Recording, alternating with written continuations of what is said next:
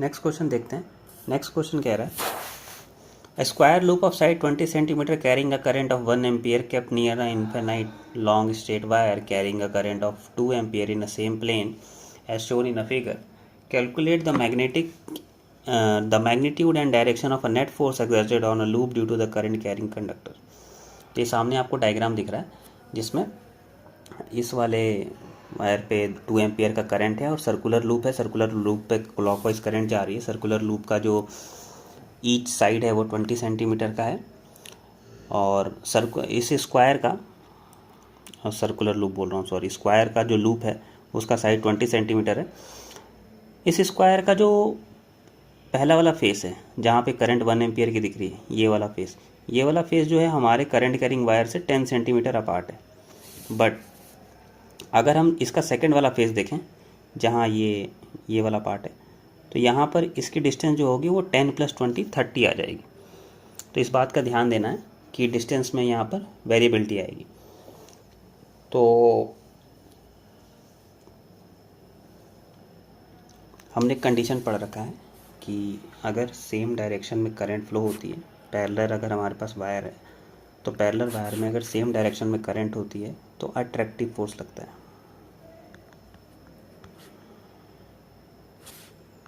अगर different direction में current होगी तो रिपल्सिव फोर्स लगेगा।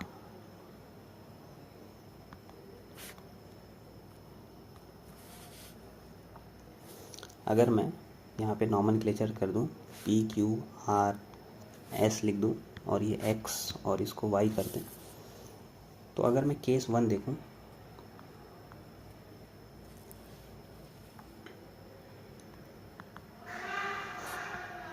Force between X Y and P Q, अगर मैं वहाँ ध्यान दूँ तो मुझे क्या देखने को मिलेगा? सबसे पहले तो क्या देखने को मिल रहा है कि सेम डायरेक्शन की करंट दिखाई दे रही है। ठीक है, डायग्राम में अगर देखें तो एक्स वाई और पी क्यू में सेम डायरेक्शन की करंट है। इसका मतलब ये अट्रैक्टिव फोर्स लगाएगा। तो इसकी फोर्स की वैल्यू क्या होगी? फोर्स की वैल्यू होगी F = μ0 I1 I2 L upon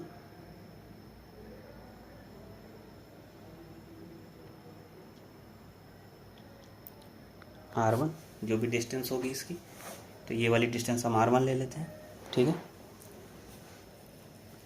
infinite long length है तो L की वैल्यू लिखने की कोई वैसे ज़रूरत नहीं है। इसकी वैल्यू को कैलकुलेट करते हैं। μ0 की वैल्यू कितनी आएगी? 2 × 10⁻⁷। पहले वाले में करंट कितना है?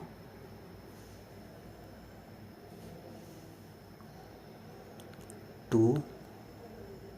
सेकंड वाले में करंट कितना है? 1 एम्पियर।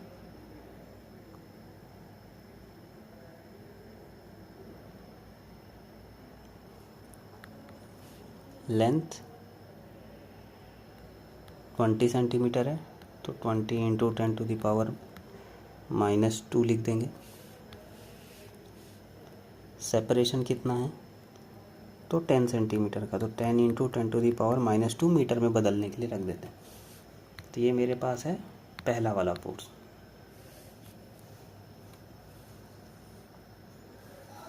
इसको सॉल्व करते हैं तो 2 2 4 और 2 8,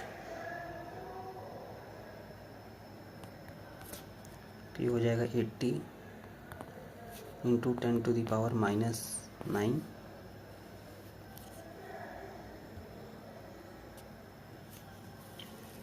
डिवाइडेड बाई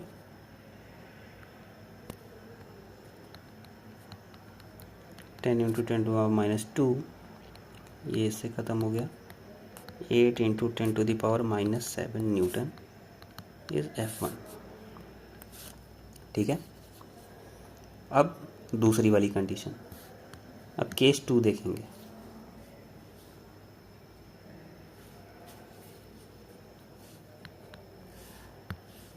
केस 2 क्या कह रहा है?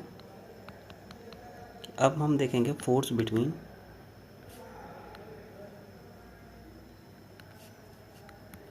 X Y and R S का। अगर मैं यहाँ पे फोर्स देखूँ, इस बार फोर्स का फॉर्मूला होगा F2 new not I1 I2 L upon R2।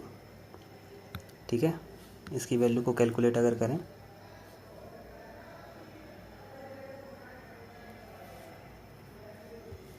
तो ये वाली वैल्यू कैलकुलेट होगी। न्यू नॉट की वैल्यू कितनी होती है 2 इंटू 10⁻⁻7। करंट कितनी है 2 एम्पियर की, देन 1 एम्पियर की, लेंथ कितना है 20 इंटू 10⁻⁻2। इस बार जो डिस्टेंस होगी वो 10 प्लस 20 30 सेंटीमीटर की आएगी, क्योंकि आर एस वाला जो लूप है वो 10 सेंटीमीटर प्लस 20 सेंटीमीटर दूर है। तो अगर मैं इसको सॉल्व करूँ तो ये हो जाएगा 80 इंटू 10⁻⁹ ऊपर आ जाएगा, 30 इंटू 10⁻⁻2 ये 0 से 0 ख़त्म हो गया, ये हो जाएगा 8/3 into 10⁻⁷ newton is equal to F2। अब अगर मैं F1 और F2 की बात करूं तो जो नेट फोर्स लग रहा है वो दोनों अपोजिट डायरेक्शन में है, तो F नेट जो होगा वो F1 में से F2 को माइनस कर देते हैं। अब अगर F1 में से F2 माइनस होगा तो F1 कितना है, तो F1 है 8 इंटू 10⁻⁷ और यह है 8/3 इंटू 10⁻⁷। तो ये हो जाएगा 8 इंटू 10⁻⁷ कॉमन ले लूँ तो 1 - 1/3, तो 8 इंटू 10⁻⁷ तो 3 - 1/3, तो ये हो जाएगा 2/3, तो ये हो जाएगा 16/3 इंटू 10⁻⁷ न्यूटन, और this is your answer.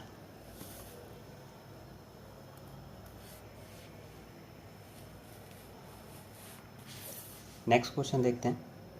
Next question कह रहा है find the condition under which the charge particle moving with the different speed in the presence of electric and magnetic field vector.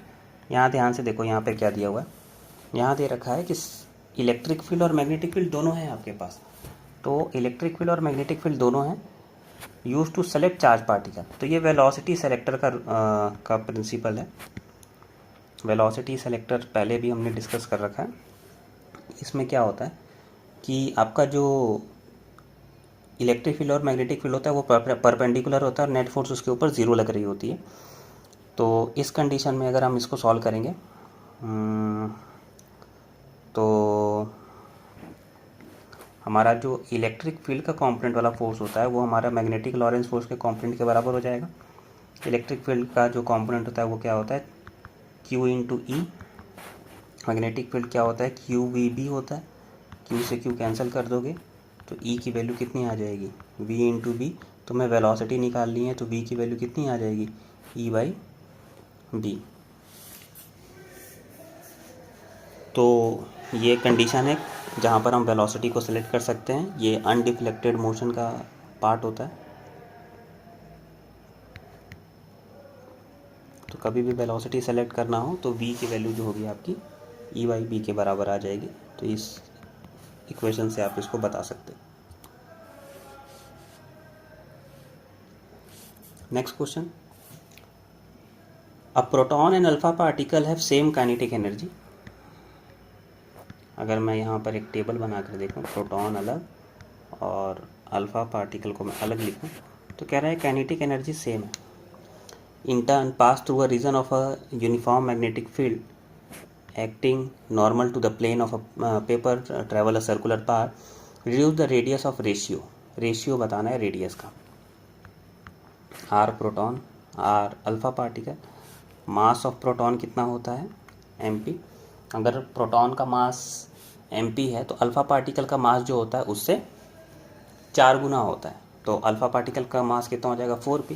Proton के ऊपर अगर charge q है तो alpha particle के ऊपर चार्ज आ जाएगा 2q। तो इतना डेटा जो है अगर आपको पता है तो आप इस इक्वेशन को आराम से सॉल्व कर सकते हो। ठीक है, तो अब इसको सॉल्व करते हैं।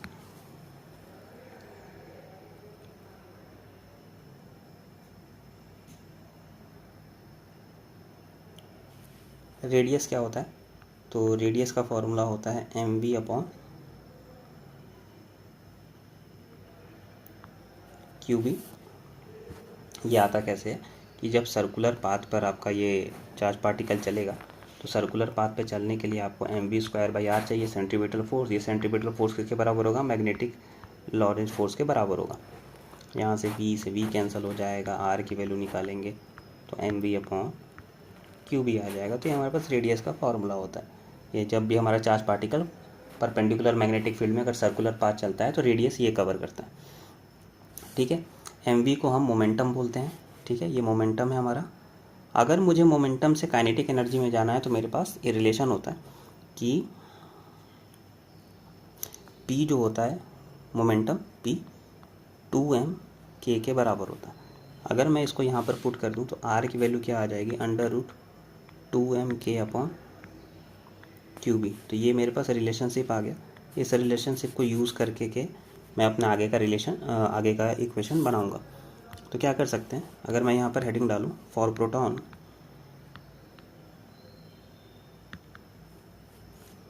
अगर मैं रेडियस ऑफ प्रोटॉन लिखूँ तो मेरे पास डेटा क्या आएगा? 2 into mass of proton, kinetic energy of proton, charge of proton और मैग्नेटिक फील्ड। तो ये इसका डेटा हो गया। अब अगर मैं अल्फ़ा पार्टिकल के लिए लिखूँ for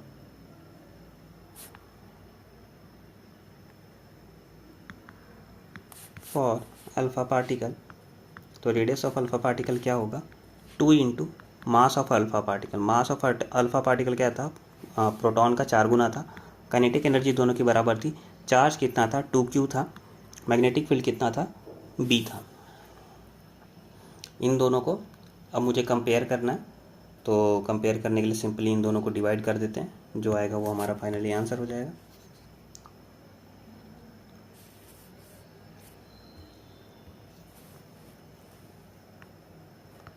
on taking ratio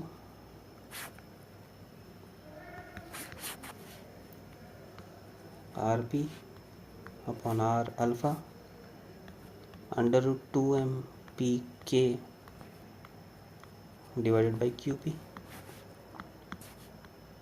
√24mPk divided by QB।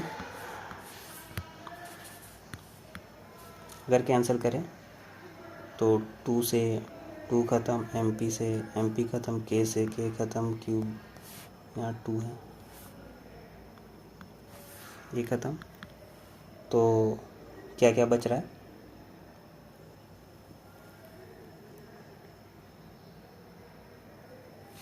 ऊपर बचा 1, नीचे बचा √4/2। √4 की वैल्यू भी 2 ही होती है, तो 2/2 ये बच रहा है। 2/2 1 आ जाएगा, तो 1/1 मतलब 1:1 आ रहा है।